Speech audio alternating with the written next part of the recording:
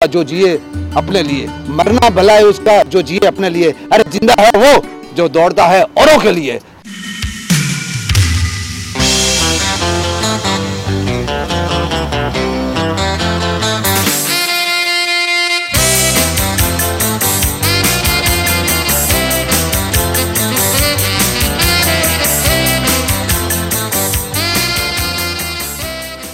મારા હાથમાં ધ્રુજારી હતી અને અહીંયા 2004થી કસરત કરવા આવતો હતો અને ત્યારથી ધ્રુજારીમાં ફરક પડ્યો, હવે ઓછી છે.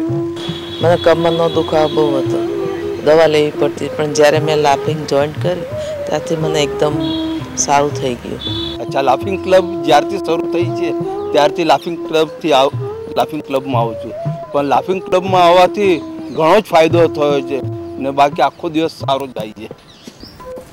બસ તો હવે જ્યારે પણ તમને હવે તબિયતની ચિંતા થાય ત્યારે વૈજ્ઞાનિક રીતે સિદ્ધ થયેલી આ વાત મુજબ ખડખડાટ હસો.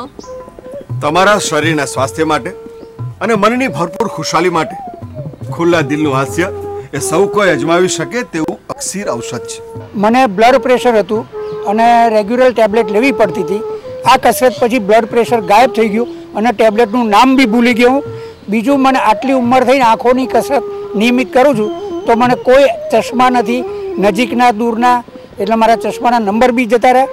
શ્વાસની થોડી ઘણી તકલીફ રહેતી હતી, એ બી કાબૂમાં આવ્યું. જાણે અજાણે, કારણે કે વિના કારણે, એકલા કે સમૂહમાં હસવાથી નવજીવન મળે છે, આનંદ અને ઉત્સાહ વધે છે. હસવાની ક્રિયા વખતે તમે સૌ ધ્યાનસ્થ થઈ જાઓ છો, મનમાં અપાર શાંતિનો અનુભવ થાય છે અને તનમાં તરવરાટ જાગે છે. આ લાફિંગ એક્સરસાઇઝથી કે મને આખા દિવસની એનર્જી મળી જાય છે, મને આખા દિવસના કામ કરવાની શક્તિ મળી જાય છે. અને મિત્રો, કુદરતે ચારે બાજુ હાસ્ય ફેલાવીને રાખ્યું છે. ઉગતા સૂર્યના કિરણોમાં, ખીલી રહેલા પુષ્પોમાં, પંખીઓના કલરવમાં, ખળખળ વહેતી નદીના નીરમાં અને વૃક્ષની આછેરી છાયમાં ચારે બાજુ હાસ્ય હાસ્ય અને હાસ્ય. બસ તમે હાસ્યનો અનુભવ કરો, મન પ્રસન્ન થશે, સંતાપ દૂર થશે અને થોડાક જ સમયમાં તમને ખૂબ સારું લાગશે. हास्य और हवा तंदुरुस्ती की गजब दवा, आधे घंटे की हंसी हंसी, दिन भर की खुशी खुशी.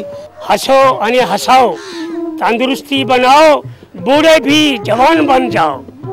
બસ તો હવે ખડખડાટ હસો, તંદુરસ્ત થશો, મન નાચી ઉઠશે, ગગન ગાજી ઉઠશે.